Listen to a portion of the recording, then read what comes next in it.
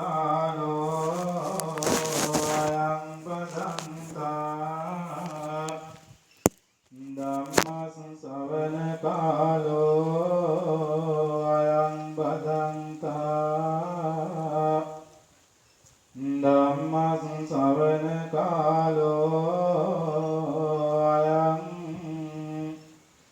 බදන්තා නමෝ තස්ස භගවතෝ අරහතෝ සම්මා සම්බුද්දස්ස නමෝ තස්ස භගවතෝ අරහතෝ සම්මා සම්බුද්දස්ස නමෝ තස්ස භගවතෝ අරහතෝ සම්මා සම්බුද්දස්ස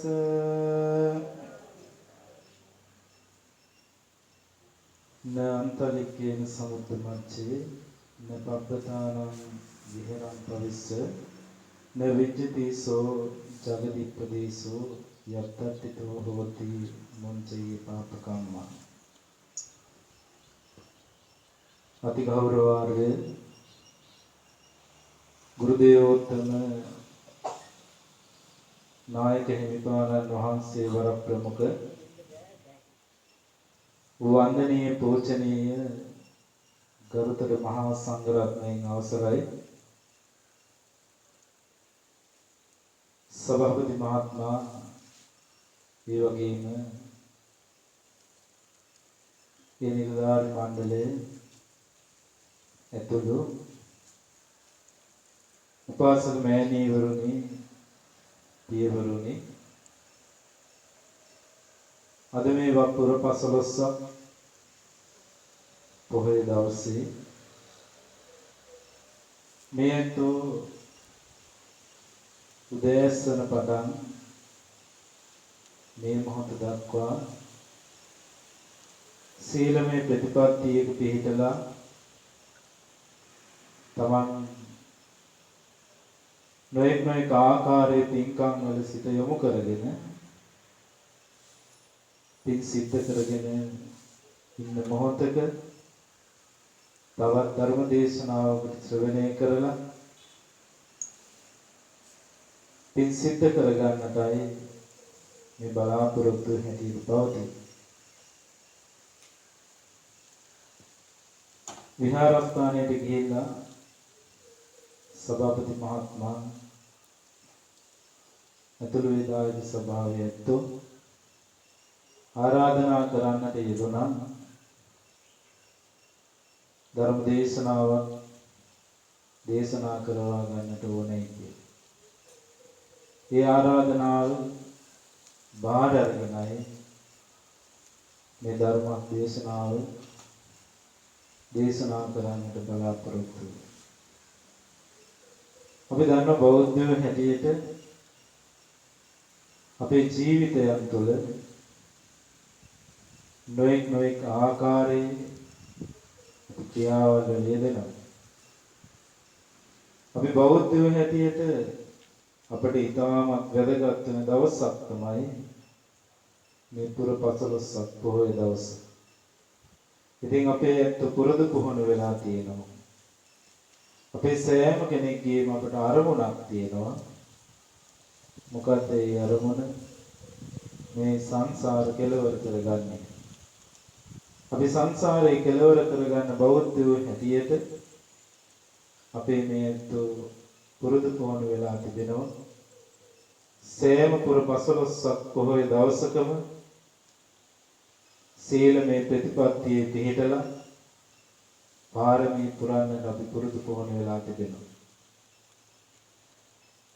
පිළිතුරේ මේ සීල භාවනා ආදී අපි මේ දවස් පුරාවටම අද කටයුතු කරනවා. අපි නිවස තුළ දිනපතා අපි පංච සීලය සමාදන් වෙන්නේ. ඒ වගේම තමයි අද දවසේ අපි ඒට තවත් කරුණු 5ක් 9ක් 8ක් ආදී වශයෙන් අපි 8 සීල් 9 සීල් 10 සීල් ආදී වශයෙන් අපට රකින්නට පුළුවන් ආකාරයට අපි ඒ සීලමය ප්‍රතිපත්තියේ පිළිපදලා කටයුතු කරනවා. පින්නතුනේ අපේ ජීවිතේ මේ ගෙවන්නේ අපි එක සම්දිස්ථානයක් පමණයි. මේ සම්දිස්ථානය තුළ අපි ඉතා කෙටි කාලයයි අපි මේ සම්දිස්ථානයේ ජීවත් වෙන්නේ. ඒ සම්දිස්ථානයේ අපි නැවතත් යනවා. අපි ආවේ කොහෙන්ද කියලා දන්නේ නැහැ. ඒ වගේම යන්නේ කොහෙද කියලා දන්නේ නැහැ. අපි මේ එක සම්දිස්ථානයක නැවතිලා අපි හරි වාසනාවන්ත පිරිසක්. මොකද මේ ලෝකයේම පිළිගත් ධර්මයක් තියෙන ඒ බෞද්ධයෙකු හැටියට මේ සමාජයේ ඒ සම්දිස්ථානයේ අපි ගෙවන කාලය. ඒ කාලය ගෙවනකොට අපි කොහොමද ජීවත් වෙන්නට ඕන? අපි කොහොමද අපේ සම්දිස්ථානය සාර්ථක කරගන්නේ? මේ ලෝකේ ජීවත් වෙන සත්තුන් අතර මේ මිනිසා කියන සතාටයි හිතන්නට පුළුවන් නුවණක් දීලා තියෙනවා. ඒ නුවණින් අපි හොඳ නරක පිළිබඳව අවබෝධ කරගන්න. මේ උපාසක මෑණිවරුන් පියවරු මේ මාසයක් පාසාම අපේ සභාපති මහත්මයා ඒ වගේම උපාසක මහත්මයා ඇතුළු දීර්ඝ කාලයක් තිස්සේ මේ විදිහට විහාරස්ථානයේ සීල සමාදන් වෙලා විශාල පිරිසක් මේ අවස්ථාවට සහසම්බන්ධ වෙලා කටයුතු කරනවා. දිනතුන මේ දේ තමයි අපේ ජීවිතේ ඉතුරු වෙන්න තියෙන්නේ. අපි ජීවිත කාලේ පුරාවට අපි නොඑක් ආකාරයේ නොඑක් දේවල් අපි රැස් කරගන්නවා.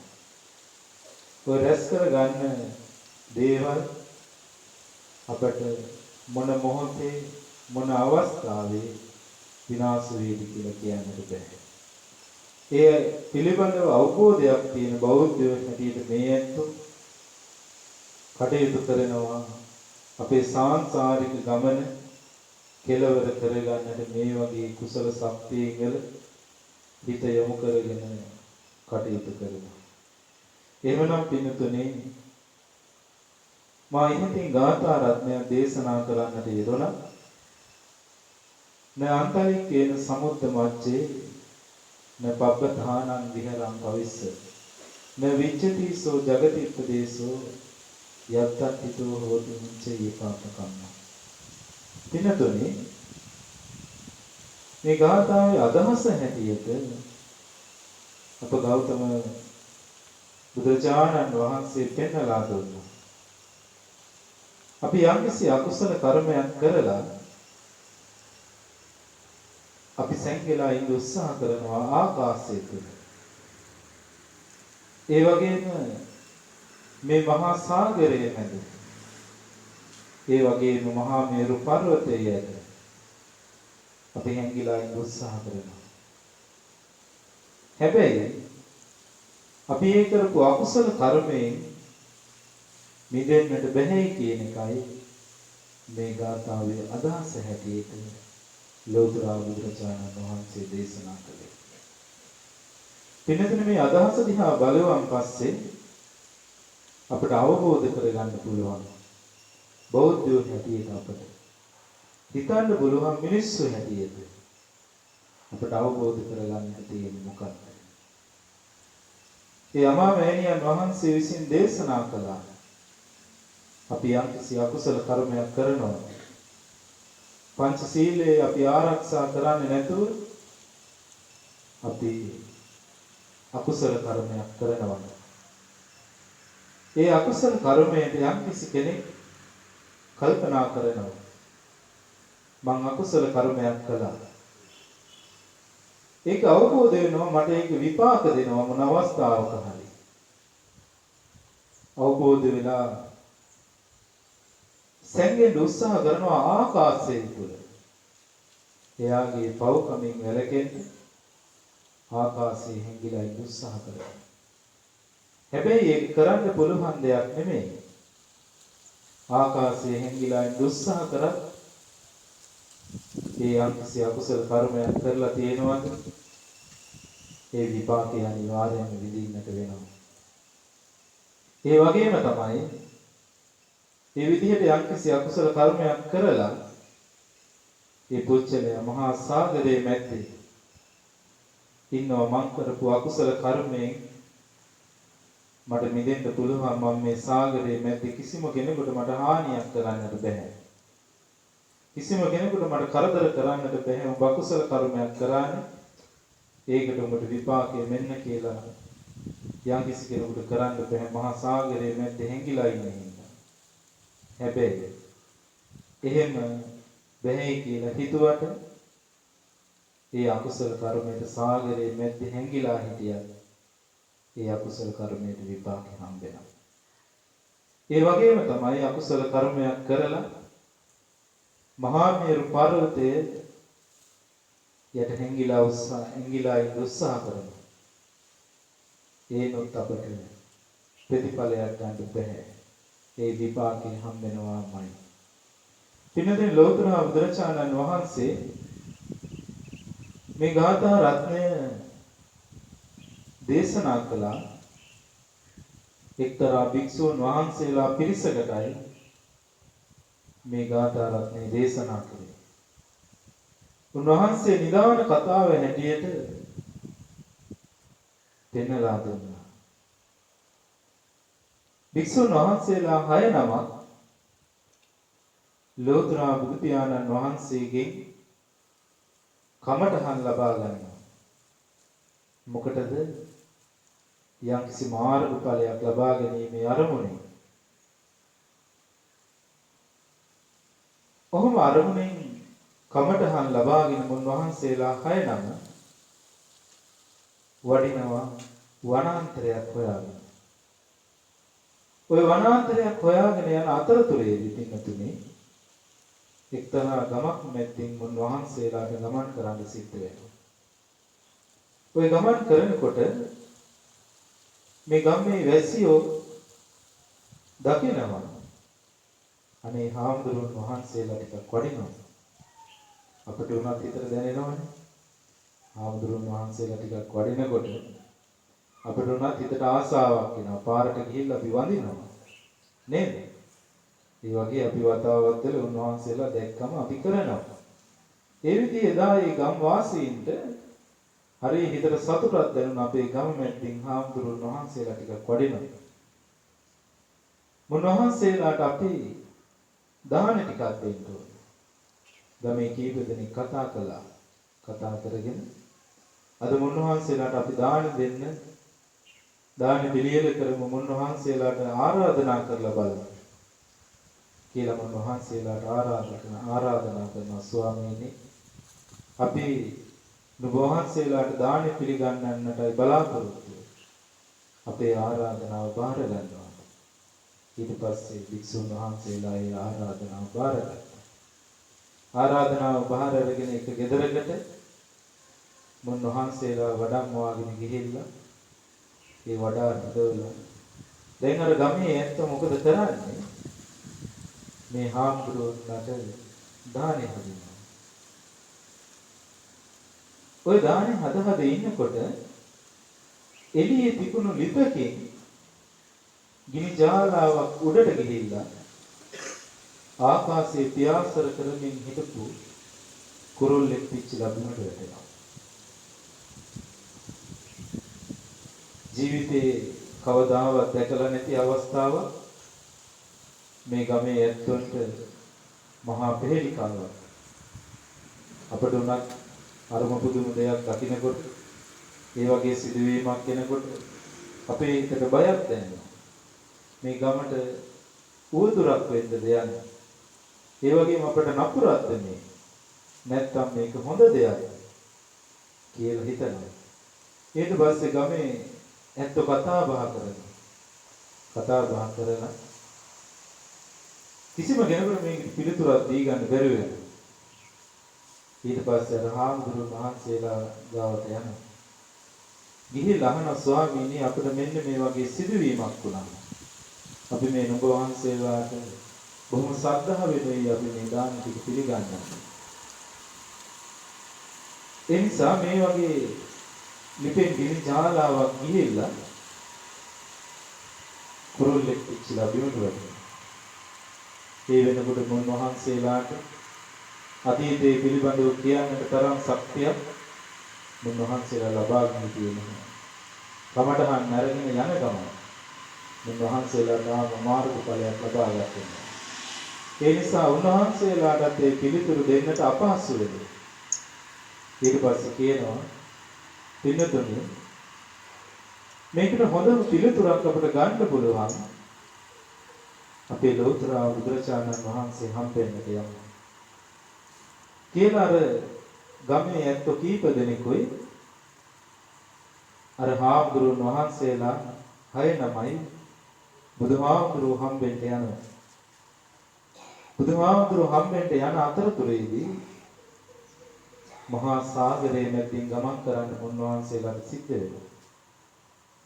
ඔය යන අතරතුරේදී මහා සාගරයේ මැද්දේ අර ගමන් කරගෙන හිටපු යාත්‍රාව ඉබේම නතර වෙනවා.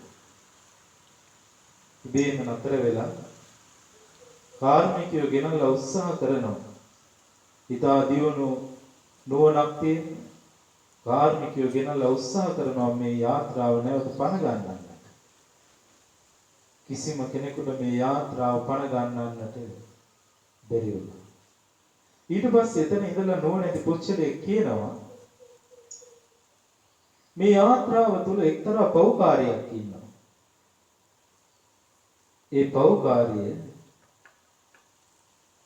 මේ යාත්‍රාවෙන් ඇදලා මේ සාගරයට දැම්මොත් තමයි මේ යාත්‍රාව ගමන් කරන්නේ. ඊට පස්සේ තුන්ඩු වදිනවා. තුන්ඩු ඇදලා මේ තුන් පාරක් ඇදලා තුන් පාර මේක කාන්තාවකට වැටෙනවා. ওই වැටුනි කාටද? අර නැව් අධිපතියගේ බිරිඳට. නැවේ අධිපතියා වුණා අධිපතියගේ බිරිඳ වුණා නැව් අධිපතියා අනකලා මහා සාගරයට ඇදලා දාන්න කිව්වා. මහා සාගරයට ඇදලා දැම්මයින් පස්සේ අර කිසිම කෙනෙකුට කරන්නට බැරි වුණ හදන්නට බැරි වුණ යාත්‍රාව ඉබේම පණ ගැන්නිලා යන්න පටන් ගත්තා. දැන් භික්ෂුන් වහන්සේලාගෙන් අහනවා ස්වාමීනි මේට හේතුව මොකක්ද? ඊට පස්සේ කියනවා මෙයත් අපි ලෞතර බුදුරජාණන් වහන්සේගෙන් අහලා බලමු. මේකට හේතුව මොකක්ද කියලා. ඊට පස්සේ ඔහොම යනකොට මහා වනාන්තරයක් මැදින් උන්වහන්සේලා ගමන් කරනවා. ගමන් කරනකොට උන්වහන්සේලාට උවදුරකට මුණ දෙන්න වෙනවා. මහා වර්ෂාවක් ඇද හැලෙනවා. මහා වර්ෂාවක් ඇද හැලෙනකොට ළඟම තිබ්බ ගල් ගුහාව ওই ගල් ගුහාව ඇතුළට ගියා වැස්සෙන් ආවරණය වෙන්න කියලා. ඊට පස්සේ උන්වහන්සේලා 6 නම අර ගල් ගුහාව ඇතුළට ගියාට පස්සේ කොහෙදෝ තිබුණු ගලක් කැවිලා අර ගල් ගුහාවේ දොර වැහෙනවා. අර භික්ෂුන් වහන්සේලා 6 නම ගල් ගුහාව ඇතුළට ගියා. ගල් ගුහාව ඇතුළට ගියායින් පස්සේ කොහෙදෝ තිබුණු ගලක් කැවිලා අර ගල් ගුහාවේ දොර වැහෙනවා. මේක ගම්වාසී පුච්චලෝ දැකලා ඉවර වෙලා දින 7ක් පුරාවට මේ ගල අයින් කරන්න උත්සාහ කරනවා. දින 7ක් පුරාවට කිසිම කෙනෙකුට බැරි වුණා මේ ගල අයින් කරන්න. ඉබේම දින 7ක් ගෙවුනට පස්සේ ඉබේම අර ගල පෙරලිලා බිමට වැටුණා. අර දොර විවර වුණා. දැන් ඕකත් ප්‍රශ්නයක්. ඒ ප්‍රශ්නෙත් අරගෙන යනවා ලෝතර බුදුරජාණන් වහන්සේ හම්බෙන්න. ලෝතර බුදුරජාණන් වහන්සේ හම්බෙන්න ගිහිල්ලා අහනවා ස්වාමීනි අපි නුඹ වහන්සේගෙන් මේ විදිහට කමටහන් ලබාගෙන අපි යම්කිසි මාර්ගඵලයක් ලබා ගැනීමේ අරමුණෙන් යනකොට අපිට මෙන්න මේ වගේ කරුණු කීපයකට මූණ දෙන්නට උනා. ඊට පස්සේ එකින් එක භික්ෂුන් වහන්සේලා බුදුහාමුදුරුවන්ට දේශනා කරනවා ස්වාමීනි අපිට මෙන්න මේ වගේ දෙයකට මූණ දෙන්නට උනා. මොකද පළවෙනියටම මූණ දෙන්න උන සිදුවීම කුරුල්ලෙක් පිච්චිලා බිමට වැටුණා. බුදුහාමුදුරුවෝ දේශනා කරනවා මේ කුරුල්ලා ආත්ම ගණනාවකට ඉහතදී රජමාලිගාවක රාජ බිසවක්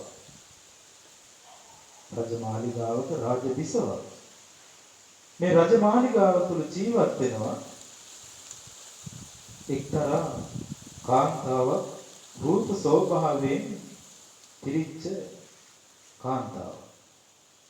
මේ බැල මෙහෙවරකම් කරන කාන්තාව. මේ රාජ දේවියට හිතේ කනස්සල්ලක් ඇති වුණා. යම් මොහොතක මේ රෝමත් කාන්තාව රජුරුව සරණ පාව කරගත්තොත් එම මට දෙවෙනි තැන තුන්වෙනි තැන ඉන්න වෙනවා කියලා හිතුවා. ඊට පස්සේ මේ කාන්තාව කොහොම හරි උත්සාහ කරනවා රජමාලිගාවෙන් පිටවහල් කරන්න. එක උත්සාහයක්වත් හරි ගියේ නැහැ. රජමාලිගාවෙන් මේ කාන්තාව ජීවත් වෙනවා. එළවන්න උත්සාහ කරපු අදහස අයින් කරලා හිතනවා මං කොහොම හරි මේ කාන්තාව මරන්න ඕන. ඊට පස්සේ කොහොමද මරන්නේ කියලා කල්පනා කරනවා. මේ රෝමන් කාන්තාවටම කියනවා සේකාව තෙල් චාත්‍යයක් වුණ කරන්න කියලා අහ කරනවා. අහ කරා ඊට පස්සේ අර බැල මෙහෙවරකම් කරන කාන්තාව ගිහිල්ලා තෙල් චාත්‍යයක් වුණ කරනවා. අර හොඳට පැහිච්ච තෙල් චාත්‍ය අරගෙන අර රෝමන් කාන්තාවගේ ඔළුවේ හලනවා. ඔළුවේ හලවුවන් පස්සේ පිච්චිලා මැරිලා යනවා. ඒකේ අකුසල කර්මයට තමයි කුරුළු ආත්ම භාවයක් ලබාගෙන ඉන්නේ. අපිට ආකාශයේ ධ්‍යාසර කරන උඩින් යන දෙයකට කරදරයක් කරන්න අමාරුයි. ඒ තමන් කරපු විපාකේ මොනතරම් ශක්තිවත්ද බලන්න. අර කොහෙදෝ තිබුණ ගිනි ජාලාවක් ගිහිල්ලා අර කුරුල්ලා පිච්චිලා බිමට වැටුණා. ඒ වේදනාව ඒ කුරුල්ලට දැනුණා. කුරුළු ආත්ම භවයක් ලබාගෙන හිටියත්, ත්‍රිසංගත ආත්ම භවයක් ලබාගෙන හිටියත් ආකාශයේ ජීවත් වෙයි. ඒ වුණත් පිච්චිලා බිමට වැටුණා. පිළිතුරේ ඕකෙන් අපේ ජීවිත වලට ගන්න තියෙන කරුණු දෙකක්. මොකක්ද ඒ කරුණ? ත්‍රිසංගත ආත්ම භවයක් ලබාගෙන හිටියා. යම්කිසි අකුසල කර්මයක් කරලා තියෙනවද? ඒ අකුසල කර්මයේ විපාක හම්බෙන්නේ. ඒ වගේම තමයි අපි යම්කිසි අකුසල කර්මයක් පවක් කරලා අපි ආකාශයේ හැංගිලා ඉන්න උත්සාහ කරනවා. හැබැයි ඒකින් ප්‍රතිඵලයක් ගන්න බැහැ. ඔය දෙක අපේ ජීවිත වලට ගන්න තියෙනවා මේ කාරණා දෙක. ඊට පස්සේ ලෞතර බුදුරජාණන් වහන්සේට දෙවෙනි කාරණේ කියනවා. මොකද්ද දෙවෙනි කාරණේ? යාත්‍රාව මහා සාගරයේ මැද අතර වෙච්චි. ඊට පස්සේ ලෞතර බුදුහාමුදුරුවෝ කියන අතීත කතාව මේ කාන්තාව එක ආත්ම භවයකදී තම ප්‍රේමවන්තයා සමග ජීවත් වුණා. සෙනෙහෙන් බැඳිච්ච දෙන්නේ කසාද ජීවිතයට එන්නට බැරි වෙනවා. ආදරය කරනවා. ඊටමත් සෙනෙහෙන් ආදරය කරනවා. ඔය ආදරය කර කර ඉන්නකොට හදිස්සියේ අර තරුණයා මැරෙනවා. තරුණයා මැරිලා අර දෙවි සෙනෙහේ නිසා, දඩි ඇලීම නිසා අර නිවසේම අර කුල කාන්තාවගේ නිවසේම බල්ලෙක් වෙලා ඇවිල්ලා ඉපදිනවා. බල්ලෙක් වෙලා ඇවිල්ලා ඉපදිනවා. මේ කාන්තාව යන්නේ කොහෙටද? මේ බල්ලා යනවා. මේ කාන්තාව ළඟට කිසිම කෙනෙකුට කිට්ටු වෙන්න දෙන්නේ නැහැ. බල්ලා සෑම මොහොතකම මේ කුල කාන්තාව ආරක්ෂා කරනවා. ඕක අර කාන්තාවට ප්‍රශ්නයක් වුණා. මිනිස්සු නොඑක් කතා පතුරවන්න පටන් ගත්තා. ඊට පස්සේ මොකද කරන්නේ? දැන් මේ බල්ලා මේ කාන්තාවට හරි හිරිහැරයක්. ඊට පස්සේ මොකද කරන්නේ? වතුර ගේන්න යන විදියට කලේ ගත්තා, කලේ අරගෙන යනවා. බල්ලත් එනවා පිටිපස්සේ. අර යන්නේ කොහෙටද? ඒ හැමතැනම තොම් බල්ලා යනවා. ඊට පස්සේ වතුර ගේන්න ගියාට පස්සේ බල්ලගේ කරේ ගලක් ගැට ගහලා දානවා ලිඳට. ඒක දාපු අකුසල කර්මයට තමයි අර එදා මහා සාගරයට අර කාන්තාව වැදලා දාන්න උනේ. පින්වතුනි, ඕකෙම ගන්න තියෙනවා අපේ ජීවිතවලට කරුණු දෙකක්. මොකන්ද? මනුස්ස ආත්මයක් ලබාගෙන හිටියා. අපි මිනිහෙක් හැටියට මේ ලෝකයට ඉපදිලා හිටියා. මම මුලින් කිව්වනේ මිනිස්සු අතර, සත්වයන් අතර හිතන්නට පුළුවන් ඔළුවක් තියෙන සත්ව කොටාසිය තමයි මේ මිනිස් කියලා කියන්නේ. එහෙම හිතන්නට පුළුවන් ඔළුවක් තියෙන මිනිහෙක් වුණා. යම්කිසි අකුසල කර්මයක් කරලා තියෙනවා. ඒ අකුසල කර්මයට විපාක විඳින්න වෙනවා. අකුසල කර්ම කියලා දෙයක් අපි මිනිස්සු හිතනවා. අනේ අපි කරන දේවල් වලට කොහෙද අපට අකුසල කර්ම? අද සමාජයේ නැද්ද ඒ විදිහට හිතන මිනිස්සු? මැරෙන්නේ නැතිව මිනිස්සු වගේ ජීවත් වෙන මිනිස්සු නැද්ද? ඉන්නවා. නේද? මැරෙන්නේ නැති මිනිස්සු වගේ ජීවත් වෙනවා. අකුසල කර්ම අපට විපාක දෙන්නේ නැති විදිහට ජීවත් වෙනවා. පව්කම් කරනවා මිනිස්සු. පංචශීලයේ ආරක්ෂා කරගන්නේ නැතුව ජීවත් වෙන මිනිස්සු අද සමාජයේ කොච්චරනම් ඉන්නවද? අද සමාජයේ මිල මුදලට ගිය සමාජයක්. අද බල්ල පූස ගානට මිනිස්සු මරලා දානවා මේ සල්ලි වල. ඉතින් එහෙම සමාජයක්. එහෙම සමාජයක කොහොම ජීවත් වුණත් යම්කිසි අකුසල කර්මයක් කරලා තියෙනවාද? ඒ අකුසල කර්මයට අනිවාර්යයෙන්ම විපාකය හම්බෙනවා. අපිට හිතන්න බැරිද මේ පින්පව් කියලා දෙකක් තියෙනවා කියලා? පුළුවන් නේද? පුළුවන්. අපිට පේන්න තියෙනවා. අපිට පේන්න තියෙනවා පින්පව් කියලා දෙයක් තියෙනවා කියලා. මොකක්ද මේ පින්පව්? අපි පින්පව් කියලා දෙයක් නැත්නම් අපි මේ ඔක්කොම එක වගේ වෙන්න ඕනේ. නේද සබබුතුමා? අපි මේ ඔක්කොම එක වගේ වෙන්න ඕනේ. එක රූප ස්වභාවයක් ලබා ගන්න ඕනේ. එක අංග ලබා ගන්න ඕනේ. නේද? පින්පව් දෙයක් තියෙනවා. මේ නොඑක් ආකාරයේ විපත් වලට මොහොන දුන්න මිනිස්සු නැද්ද? ඉපදෙනකොටම මොහොන දුන්න විපත් වලට මොහොන දෙච්ච මිනිස්සු ඉන්නේ. ඒ වගේම ඉපදෙනකොටම හොඳ නිරෝගීමත් මිනිස්සු ඉපදෙනවා. එතකොට මේ මව් කුස තුල ඉන්නකොට පින් දහම් කලේ නැහැ. අපි පෙර සංසාරේ කරගෙන ආපු කුසල ශක්තියින් සහ අකුසල ශක්තියින් මේ සම්දිස්ථානයේ අපට ඒ වගේ වань වෙනවා. ඒ විදිහට යම්කිසි අකුසල කර්මයක් කරනවා නම් කරලා තියෙනවා නම් ඒට විපාක මිනිසත් ආත්මයක් ලබාගෙන හිටියත් ඒට ප්‍රතිවිපාක හම්බෙනවා කියලා බුදුහාමුදුරුවෝ කියනවා. ඒ වගේම තමයි යම්කිසි අකුසල කර්මයක් කරලා තියෙනවද ඒ අකුසල කර්මයෙන් මේ මහා සාගරේ ඉන්න උත්සාහ කරනවා. යාත්‍රාවක අපි ඉන්නවා. අපි මේ කරපු අකුසල කර්මයෙන් මිදෙන්න. හැබැයි පුළුවන් දෙ මිදෙන්න බැහැ. අපිට නිදෙන්න බෑ. බුදුහාමුදුරුවෝ ওই කරුණක් පැහැදිලි කළා. ඊට පස්සේ අවසාන කරුණ ගත්තා. මොකක්ද අවසාන කරුණ? ගල්ලේ දොර වෙච්ච එක. බුදුහාමුදුරුවෝ දේශනා කරනවා මේ භික්ෂුන් වහන්සේලා 6 නම ආත්ම 600කට උඩදී ආත්ම 600කට උඩදී හොඳම යාළුවෝ 6 දෙනෙක්. මේ 6 දෙනා ආත්ම 600ක් ගෙවිලත් එකම යාළුවෝ. ආත්ම 600කට උඩදී එකම යාළුවෝ. කොහොම මේ කොල්ල 6 දෙනාගේ ජීවිකාව වුණේ හරක් බලාගන්න. ගව පාලනය. උදේ හරක් ටික දානවා කැලේට. හවස අරගෙන එනවා. ඕක තමයි ජීවිකාව. මේ එක දවසක් එනකොට දකින්නවා තලගොයි. මේ කොල්ල 6 දෙනා දකින්නවා තලගොයි.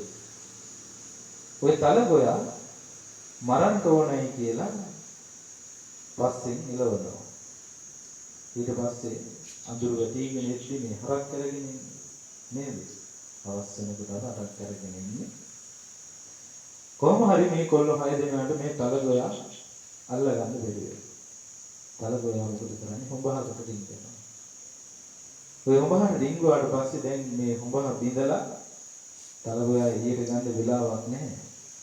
ඒ හින්දා අපි මේ කටවල් ටික ඔක්කොම වහලා අපි හෙට ඇවිල්ලා වේලපහන ඇවිල්ලා මේ හොඹහ බිඳලා තලගොයා එළියට ගමු කියලා කතිකා කරගෙන යනවා.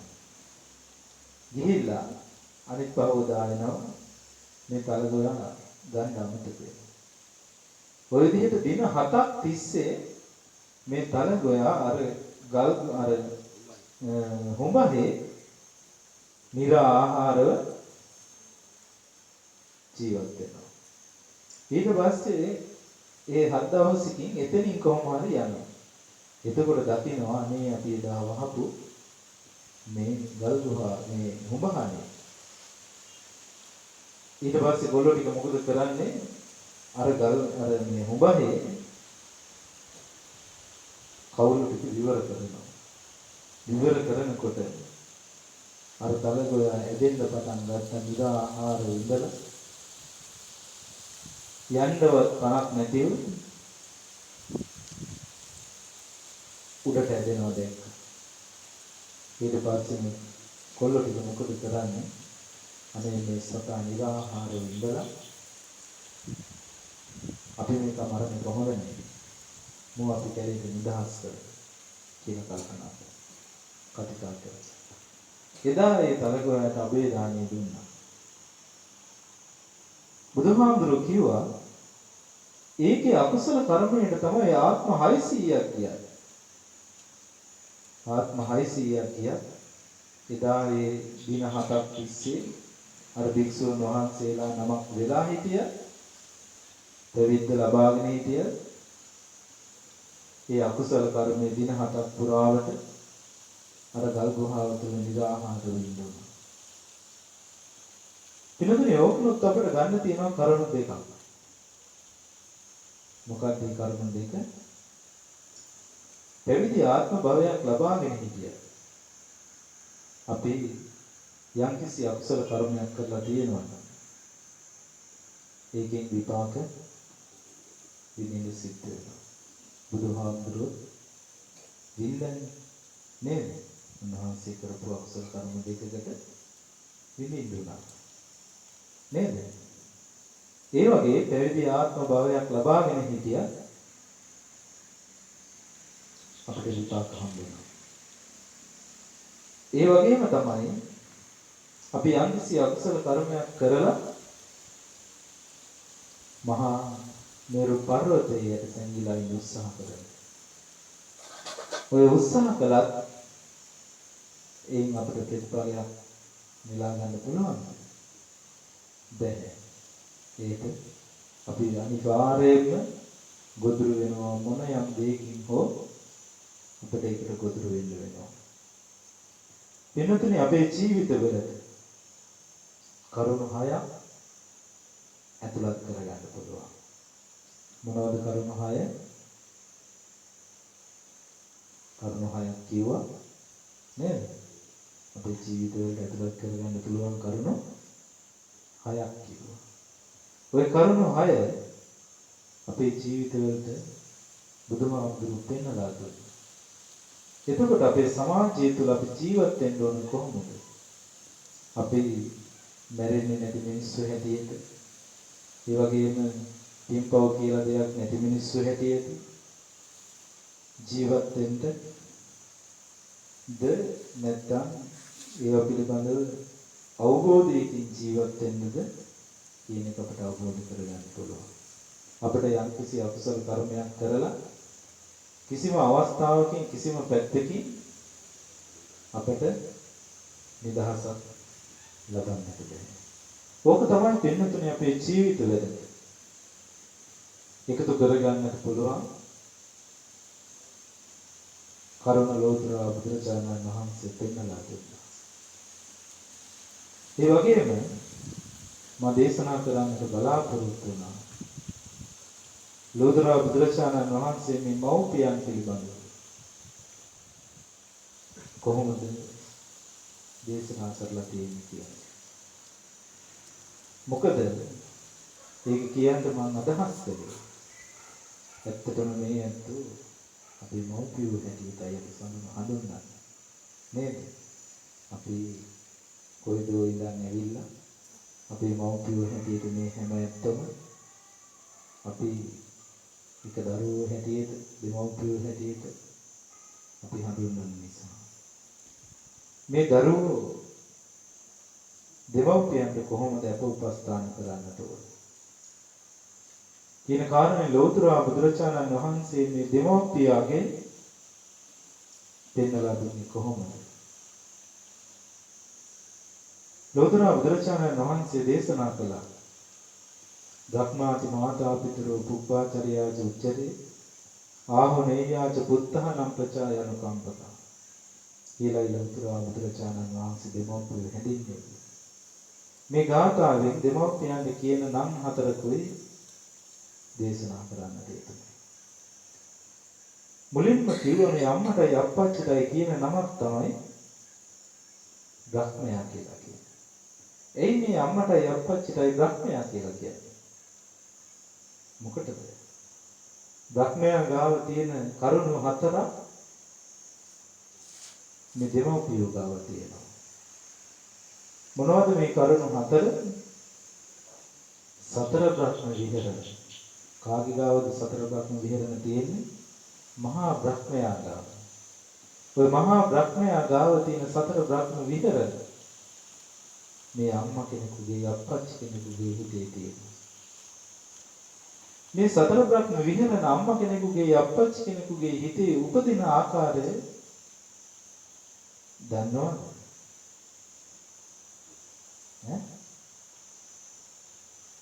මේ සතර බ්‍රහ්ම විහරණ අම්මා කෙනෙකුගේ අප්පච්චි කෙනෙකුගේ හිතේ උපදින්නේ පින්නතුනි. දරුවා මව් කුසට ආපු දවසේ ඉඳන් අම්මා කෙනෙක් දරුවා මව් කුසේ හොයාගෙන මාස 9ක් 10ක් ජීවත් වෙනවා. ওই ජීවත් වෙනකොට මේ අම්මා කෙනෙකුයි අප්පච්චි කෙනෙකුයි දෙන්න කල්පනා කරනවා අනේ අද මගේ දරුවගේ මූණ බලන්න පුළුවන්. පුදුම ආසාවකින් තමයි ජීවත් වෙන්නේ නේද? ආපු දවසේ ඉඳන් කුසට ආපු දවසේ ඉඳන් බොහොම සන්තෝෂයෙන් තමයි කාලය ගෙවන්නේ. එහෙම සතුටු වෙන එකට බුදුහාමුදුරුවෝ කිව්වා මෛත්‍රිය. ඒ කුසේ හොයාගෙන ඉන්නකොට දැනෙන සතුට මෛත්‍රී සහගත චේතනාවෙන් නොයි දරුවා කෙරෙහි බලන්න. ඊට පස්සේ ওই විදිහට මෛත්‍රිය උපදිනවා. ඊට පස්සේ අම්මා කෙනෙකුගේ අප්පච්චි කෙනෙකුගේ හිතේ උපදිනවා මොකද්ද? කරුණාව. කරුණාව උපදින්නේ කොහොමද? මේ අම්මයි අප්පච්චි දෙන්න අර විදිහට බලාගෙන ඉඳලා මේ ලෝකයේ දරුවා බිහි කරනවා. මේ ලෝකේ තියෙන දරුණුම වේදනාව ප්‍රසූත වේදනාවෙන් යුතුව මේ දරුවා මේ ලෝකෙට බිහි කරනවා. කොහොම බිහි කරපු අම්මයි අප්පච්චි දෙන්න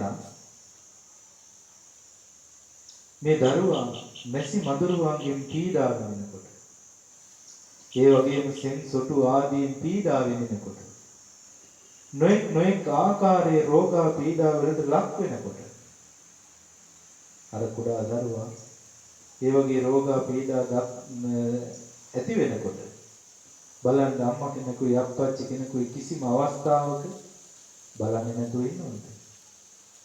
බලන්නේ නැතුව ඉන්නවද? තමන්ගේ ජීවිතේ පරදුවට තියෙනවා. අම්මයි අප්පච්චි දෙන්න ජීවිතේ පරදුවට තියෙනවා දරුවාගේ ජීවිතේ බේරගන්න. ලෙඩ දුකක් හැදුනොත් ඉස්සර අද වගේ නෙමෙයි ඉස්සර හැතැක්ම කීයක් පයින් යනවද? දරුවා අත් දෙකේ තියාගෙන මේ අම්මයි අප්පච්චි දෙන්න හැතැක්ම කීයක් යන්න තිබුණා ගිහිල්ලා බෙහෙත් අරගෙන එනවා. නිකන්වත් දෙමින් තියනවද දරුවා? අත් දෙක රිදෙනවයි කියලා දෙමින් තියනවද? නැහැ, කිසිම අවස්ථාවක දෙමින් තියන්නේ. ඒ මොකද? අර පීඩා විඳිනකොට එහෙම පීඩාවකට ලක් වෙච්ච දරුවා කෙරෙහි කරුණාවෙන් බලනවා. මෙන්න මේ කරුණාව තමයි ඒ පීඩාවෙන් අම්මා කෙනෙක් දරුවෙක් විඳිනකොට ඇති වෙන දුකට ඒ ප්‍රතිවිපාක දක්වනවා. ඒක තමන්ගේ ජීවිතේ පරදුවට තියලා දරුවගේ ජීවිතේ බේර ගන්න උත්සාහ කරනවා. නේද? ඒකට කියනවා මොකද්ද? ඒ නිසා අම්මටයි අප්පච්චිටයි හිතේ උපදිනවා මොකද්ද? කරුණාව. කරුණාව උපදිනවා. ඊට පස්සේ මොකද්ද? මෙත්තා, කරුණා, මුදිතාව. මුදිතාව උපදිනවා මේ අම්මා කෙනෙකුගේ අප්පච්චි කෙනෙකුගේ හිතේ. අර විදිහට පීඩා විඳිනකොට මේ දරුවා හැම දෙයකින්ම ආරක්ෂා කරගෙන ඇවිල්ලා දරුවා හුරුතල් බස් කියනවා නේද? අම්මා අප්පච්චි කියලා කතා කරන්න ගන්නකොට අපට සතුටක් දැනෙනවා නේද? ඈ අපි කී පාරක් නම් අම්මා කෙනෙක්ගෙන් කටෙන් අම්මා කියවන්න උත්සාහ කරනවා නේද? ඒක උත්සාහ කළා නේද? උත්සාහ කරනවා. එතකොට අම්මා කියලා කියනකොට මොනතරම් සතුටක් අපේ හිතට දැනෙනවද? ඒ වගේම අපි ඇවිත්වන්න මොනතරම් දරුවා අත් දෙකෙන් අල්ලගෙන උත්සාහ කරනවා. එතකොට දරුවා ඇවිදින හුරතල් බස් කීකිය එහෙම ඇවිදිනකොට අපේ හිතට දැනෙනවා මහා සතුටක්. අම්මා කෙනෙක් අප්පච්චි කෙනෙක් කිච්ච කෙනෙක් දන්නේ නේද? සතුටක් දැනෙලා නැද්ද? දැනෙලා තියෙනවා. දැනෙලා තියෙනවා. එතකොට අන්න ඒ සතුටයි බුදුහාමුදුරුවෝ කිව්වා මොකද්ද? මුදිතාව කියලා කිව්වා. ඔන්න අම්මා කෙනෙකුගේ අප්පච්චි කෙනෙකුගේ හිතේ දැන් කොහොමද මෙත්තා, කරුණා, මුදිතා, උපේක්ෂා කියන එක දැන් අපිට තියෙනවා. මුදිතාව ගාවට එනකන් කොහොමද උපදින්නේ කියලා දැනගත්තා. ඊට පස්සේ උපේක්ෂාව කොහොමද උපදින්නේ? මෙහෙම හදා වඩාගත් දරුවා තමන්ගේම සූ උත්සාහයෙන් නේද? තමන්ගේම සූ උත්සාහයෙන් රැකියාවක් කරගෙන අබදරුවන් පෝෂණය කරමින් මෙහෙම ජීවත් වෙනවා. කිසිම කෙනෙකුට බරක් නොවේ. තම දරුවා සූ උත්සාහයෙන් ජීවත් වෙනවා. ඔන්න සූ උත්සාහයෙන් ජීවත් වෙන එක දිහා බලලා අම්මයි අප්පච්චි දෙන්න සතුටු වෙනවා. සතුටු වෙන්නේ නැද්ද අපි? ඈ තමන්ගේ දරුවා සූ උත්සාහයෙන් හොඳ රැකියාවක් කරගෙන ඈ දරු මල්ලන් හදාගෙන ප්‍රශ්න නැතුව දරුවෝ පෝෂණය කරගෙන අබ දරුවෝ පෝෂණය කරමින් ජීවත් වෙනකොට අපේ හිතට දැනෙන්නේ නැද්ද සතුටක්? දැනෙනවා. එන්නේ සතුටටයි උපේක්ෂාව කියලා කියන්නේ. එතකොට මහා බ්‍රහ්මයා ගාව තියෙන සතර බ්‍රහ්ම විහරණ මේ අම්මගේ අප්පච්චි කෙනෙකුගේ හිත තුළ නේද? අප්පච්චි මොනතරම් දරුවා වෙනුවෙන් විහිසෙනවද නේද? මොනතරම් වෙහසක් කරනවද අම්මා සේම අප්පච්චි තමන්ගේ ඇඟේ තියෙන දහඩිය මුගුරු වගුරුනේ වෙහස මහන්සි වෙලා මේ දරුවෝ පෝෂණය කරා. එහෙම ඔන්න අම්මා කෙනෙකුගේ අප්පච්චි කෙනෙකුගේ හිතේ මෙත්තා කරුණා මුදිතා උපේක්ෂා කියන සතර බ්‍රහ්ම විහරණ උපදින ආකාරය. මෙන්න මේ සතර බ්‍රහ්ම විහරණ අම්මා කෙනෙකුගේ අප්පච්චි කෙනෙකුගේ හිතේ උපදින හිඳයි ලෝතර බුදුහාමුදුරුවෝ කිව්වේ. අම්මටයි අප්පච්චිටයි දෙන්නට නමක් තිබ්බා. බ්‍රහ්මයා කියලා. නේද? බ්‍රහ්මයා කියලා කිව්වා. ඒ වගේම පින්නතුනේ බ්‍රහ්මාති මාතා පිතරෝ පුබ්බාචාර්යා චුච්චරේ. මේ අම්මටයි අප්පච්චි දෙන්නටයි කිව්ව පූර්වාචාර්යින් වහන්සේලා කියලා. නේද? මුල්ම ගුරුවරයා හැටියට මේ අම්මයි අප්පච්චි දෙන්න හඳුන්වනවා. ඇත්තද කතාව? ඇත්ත නේද? එවිදින් උගන්වන්නේ කවුද? කණ්ඩු උගන්වන්නේ කවුද? කතා කරන්න උගන්වන්නේ කවුද? සමාජයේ පෙන්නලා දෙන්නේ කවුද? ඈ? සමාජයේ ඉන්න වැඩිහිටියෝ මේ තරුණ අය, මේ අපේ නෑදෑයෝ, මේ අපේ හිතවන්තයෝ, මේ අය ආශ්‍රය කරන්න හොඳ නැහැ. මේ අය හොඳින් ආශ්‍රය කරන්න ඕන කියන හැම පාඩමක්ම මුලින්ම දෙන්නේ කවුද? අම්මයි අප්පච්චි දෙන්න. ඒ නිසා බුදුහාමුදුරුවෝ අම්මටයි අප්පච්චිටයි දෙන්නට කිව්වා පූර්වාචාර්යින් වහන්සේලා කියලා. ඊට පස්සේ බ්‍රහ්මාති මාතා පිතරෝ පුබ්බාචාර්යා චුච්චේ ආහු නෙය්‍යාච පුත්තාන. අම්මයි අප්පච්චි දෙන්නට කිව්වා තවත් නමක්. මොකක්ද? ආහුනෙය කියලා. ආහුනෙය කියලා කියන්නේ බලන්න අම්මා කෙනෙකුයි අප්පච්චි කෙනෙකුයි දෙන්න මේ ලෝකේ තියෙන දරුණුම වේදනාව විඳලා අම්මා කෙනෙක් මේ ලෝකයට දරුවෙක් බිහි කරනවා. ඔය මාස 10 තුල Tamanට හොඳ කෑමක් ගන්න බෑ. නේද? ඇඳුමක් බලන්නමක් අඳින්න බෑ. ගමනක් බිමනක් යන්න බෑ. නේද? ඒ වගේ නොවිදුනා දුක් විඳලා මේ ලෝකයට දරුවෙක් බිහි කරනවා. ඒ බිහි කරායින් පස්සේ මේ දරුවා විඳින පීඩා දරුවගේ කැතකුණු අනනවා කිසිම හිතේ කහටක් නැතුව. හිතේ කිසිම චකිතයක් නැතුව. හිතේ කිසිම කැතකමක් නැතුව. මේ දරුවගේ කැතකුණු අනනවා. ඔය එහෙම අම්මයි අප්පච්චි දෙන්න පීඩා විඳිනවා. නේද? ඊට පස්සේ අද සමාජයේ නම් තාඩන පීඩන තියෙනවා. නේද? ඒව ඉවසනවා. මෙන්න මේ ඉවසීමට කිව්ව මේ හැම දෙයක්ම ඉවසන හේඳ බුදුහාමුදුරුවෝ ආහුනෙයි කියලා කිව්වා. ඊට පස්සේ ප්‍රජාය අනුකම්පකා මේ මුළු ප්‍රජාවටම අනුකම්පා කරන දෙන්නෙක් තමයි මේ අම්මයි අප්පච්චි දෙන්න කියලා කියන්නේ. නේද? අනුකම්පා සහගත බලන දෙන්නෙක් තමයි අම්මයි අප්පච්චි දෙන්න කියන්නේ. බලන්න දරුවෙක් මේ සමාජයේම දරුවා ප්‍රතික්ෂේප කරනවා. මේ දරුවා මුළු සමාජයෙන් ප්‍රතික්ෂේප කරනවා. ප්‍රතික්ෂේප කළා. ගෙදරට ආවයින් පස්සේ ප්‍රතික්ෂේප කරනවා. ඒ වුණාට මේ මුළු සමාජයේම සමස්තයම මේ දරුවා ප්‍රතික්ෂේප කරනවා. එක්කෝ තක්කඩියෙන් නේද? ඒ වාසයෙන් මේ සමාජයේම ප්‍රතික්ෂේප කරනවා. ප්‍රතික්ෂේප කරත් මොන හොරවෙණේ කරලාවත් අම්මගෙනුයි අප්පච්චිගෙනුයි සමාව තියෙනවා. නේද? එක්කෝ ගහලා බැනලා හරි ගෙදරට ගන්නවා. මේ සමාජයේ මෙලවලා දැම්ම ගෙදරට ගන්නවා. ඒ නිසා ප්‍රජාවටම අනුකම්පා කරන දෙන්නේ හැටියට බුදුහාමුදුරුවෝ අම්මයි අප්පච්චි දෙන්න කිව්වා. ඒ අම්මයි අප්පච්චිටයි නමක් තිබ්බ ප්‍රජා අනුකම්පකාරී.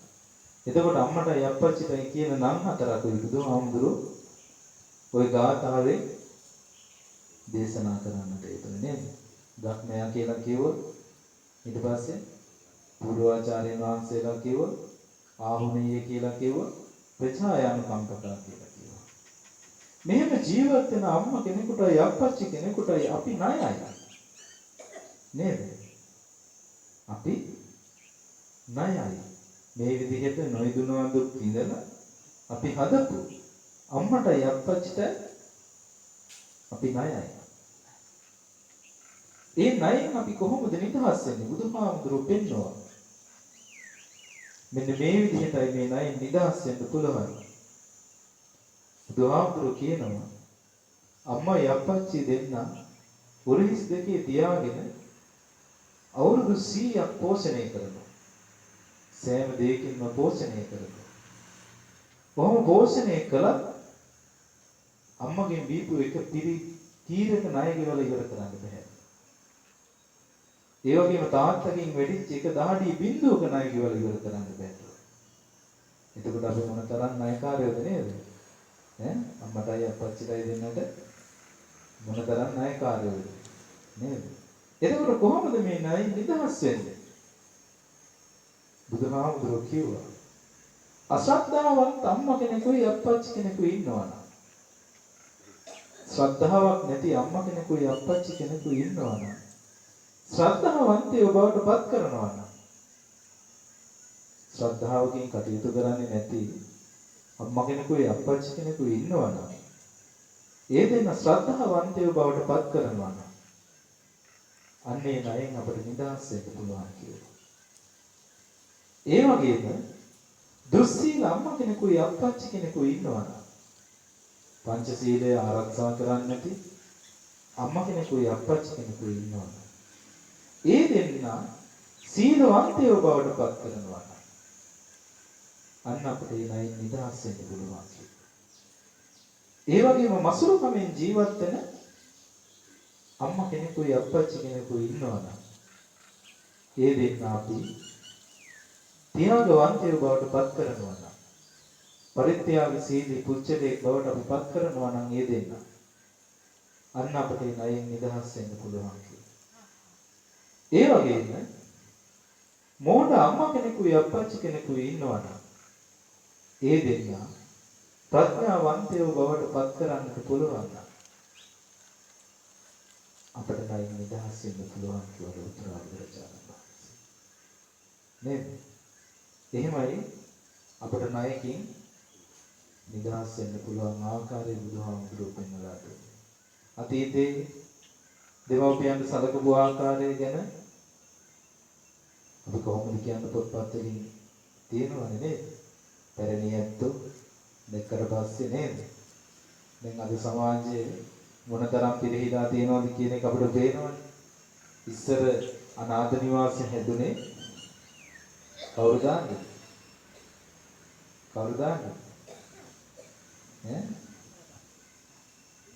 අම්මිලා ගන්න නේද? හැබැයි අද අනාථ නිවාස වලට යන්නේ කවුද? අම්මලා. ඔගේ වෙනස දන්නේ නේද? අම්මලා යම්මිලා අතර වෙනස දන්නවද? දන්නවද? ඉස්සර රජ ගෙවල් වල තමයි අම්මිලා ජීවත් වෙන්නේ.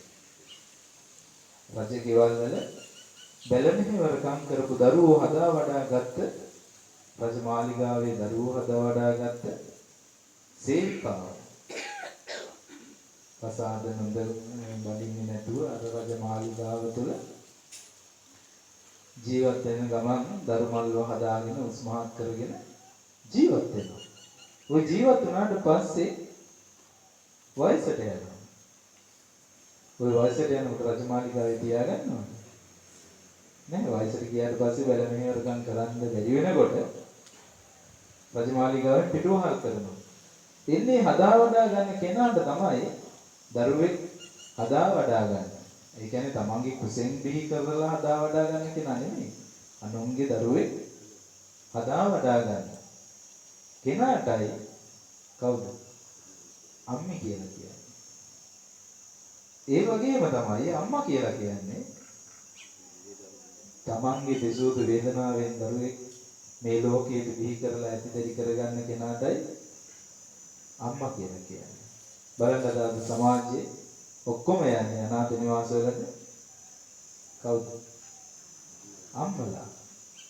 අද එදා අම්මිලා ගියාට අද යන්නේ කවුද? ඔතනින් තමයි අනාථ නිවාස කියන එකක් වැඩිහිටි නිවාස කියන එකක් ආරම්භ වුණේ. ඔය රජමාලිගාවේ බැල මෙහෙවර කරමු ඇත්ත දාන්න තමයි ඌව හැදුනේ. නේද? අද කවුද යන්නේ?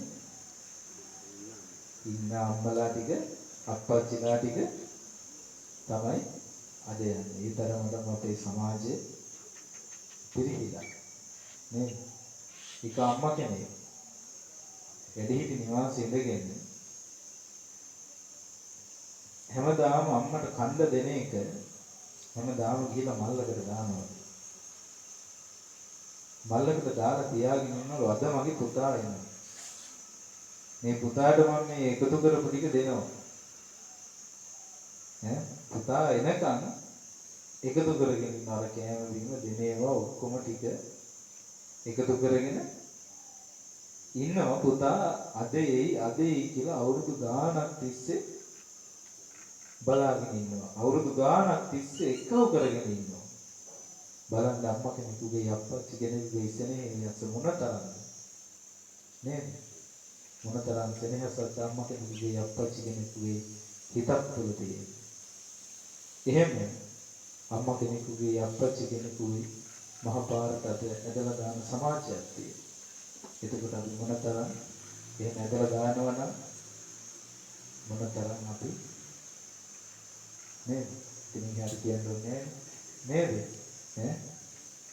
අපේ ගම් වල නම් ඕව දකින්න නෑනේ නේද? අපේ ගම් වල ඕව දකින්න නෑ. ඒ තරම් කටුක මිනිස්සු අපේ ගම් වල නෑ. හැමදාම නේද?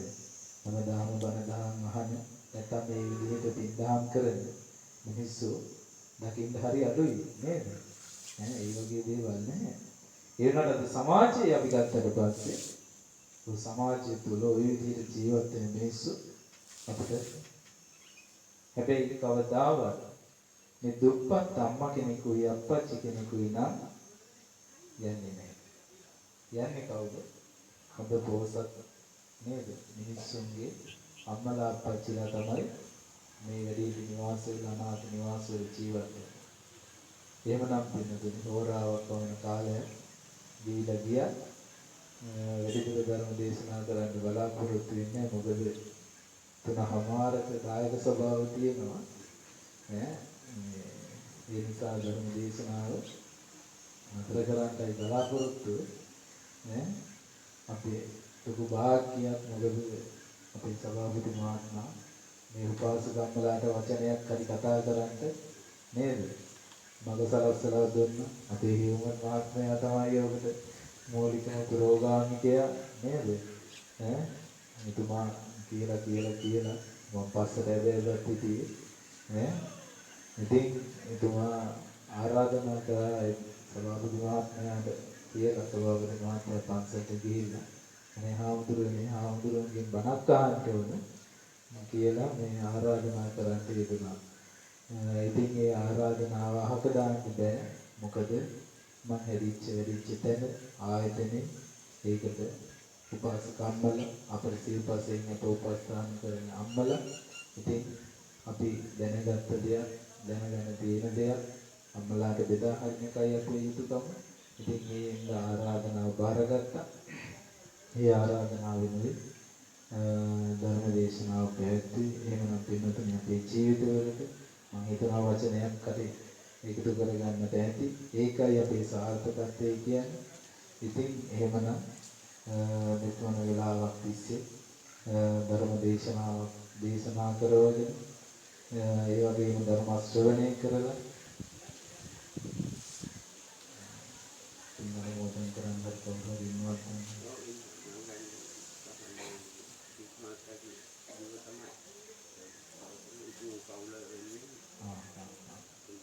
ඒ වගේම පින් දෙන්නට බලාපොරොත්තු වෙනවා ඒ ආශිර්වාද ප්‍රාර්ථනා කරගෙනයි මේ කරන්නේ මේ පින්කම.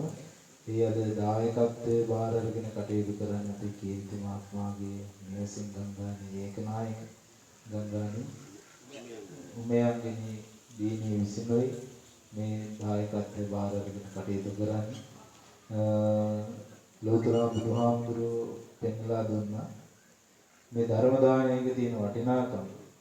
සබ්බදානං ධම්මදානං ජිනාති කියලායි ලෝතර බුදුහාමුදුරුවෝ පෙන්ලා දුන්නේ. මේ සෑම දානයක්ම පරදවල තියලා මৌলিක දැනට එන්නේ මේ ධර්ම දානය.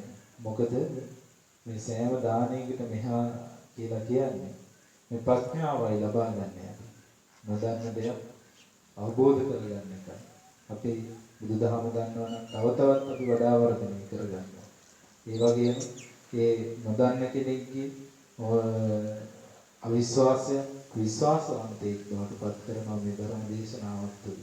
ඉතින් ඒකයි මේ බුදුහාමුදුරුවෝ කිව්වේ මේ සෑම දානයකටම එහා මේ ධර්ම දානය වැදගත් කියන එක. මේ ධර්ම දාන පින්කමක් මේ මොහොතේ කීර්ති මහත්මයාගේ ඒ දීනී විසින් ඉෂ්ට සිද්ධ කරගත්තා. ඒ කීර්ති මහත්මයා සහ සම්බන්ධ වුණා. ඉතින් එහෙමනම් මෙපමණ වේලාවක් තිස්සේ ධර්ම ශ්‍රවණය කිරීම තුළින් දේශනා කිරීම තුළින් ඒ චෛත වර්ණා වූ සියලුම කුසල සත්‍යයේ බලයෙන් ඒ ගංගානී උමයන්ගනී ඒ දීනී ඇතුළු ඒ කීර්ති මහත්මයා ඇතුළු ඒ පවුලේ සෑම දෙනාටම එතුමාලා ප්‍රාර්ථනා කරන සියලුම ප්‍රාර්ථනාවන් ඒකාන්ත වශයෙන් ඉෂ්ට සිද්ධ වේවා. සියලු දුක් සියලු බය සියලු රෝග දුරු වේවා. නිදුක් නිරෝගී චිරජීවනයේ උදා වීම සඳහා මේ පින් හේතු වේවා වාසනාව වේවා. ඒ වගේම නායක හිමිපාණන් වහන්සේටත් අපි පුණ්‍යානුමෝදනා කරන්නට ඕනේ. මොකද අපි අද ධර්ම දේශනා කරන්නේ නායක ආමුදුරෝ හින්දා. උන්වහන්සේටත් නිරෝගී සම්පන්නිය ලැබිලා දීර්ඝායු සම්පන්නිය ලැබෙන්නට මේ පින හේතු වේවා වාසනාව වේවා. ඒ වගේම අපේ සභාපති මහත්මයා ඒ වගේම හිමන් මහත්මයා තමයි ආරාධනා කරන්නට යෙදුනේ. ඉතින් ඒ ඇත්තන්ට නිරෝගී සම්පන්නිය ලැබේවා. ඒ වගේම මේ ඇත්තන්ට නිරෝගී සම්පන්නිය ලැබිලා නිදුක් නිරෝගී චිරජීවනයේ උදා වෙන්නට මේ පින හේතු වේවා වාසනාව වේවා යන උදාාර චේතනාවන් එක්කල මුදන්පත් කරගෙන සාදු කියලා ඒ තමන්ම මේ පරිලෝක යන්නට යෙදුණු ඥාති සමූහයක් පින් බලාපොරොත්තු සිටිනම් මේ පින් අනුමෝදන් කරමු. අනුමෝදන් වේවා. ඒ වගේම මේ ලෝකයේ ශාසනයත් ආරක්ෂා කරන අල්පේ ශාක්‍ය මහේ ශාක්‍ය දෙවියන්ටත් මේ පින් අනුමෝදන් කරමු. අනුමෝදන් වේවා. දෙවියන්ගේ ආශිර්වාදයේ එළඹ බැල්ම රැකවරණය ලැබේවා යන උදාාර චේතනාවන් එක්කල පෙරදරි කරගෙන සාදු කියලා දෙවියන්ට පින් අනුමෝදන් කරමු. ආකාසට්ටා ච බුම්මට්ටා දේවා නාග මහිද්దికා පුඤ්ඤන්තං අනුමෝදිත්වා තිරං රක්ඛන්තු ලෝක සාසනං තිරං රක්ඛන්තු දේශනං තිරං රක්ඛන්තු මං කරන්ති ඉමිනා පුඤ්ඤ කම්මේන මාමේ බාල සමාගමෝ සතං සමාගමෝ තෝයාව නිබ්බානපත්තිය දේවෝ අස්සතු කාලේන සස්ස සම්පත්තිය හෝතු ච පීතෝ භවතු ලෝකෝ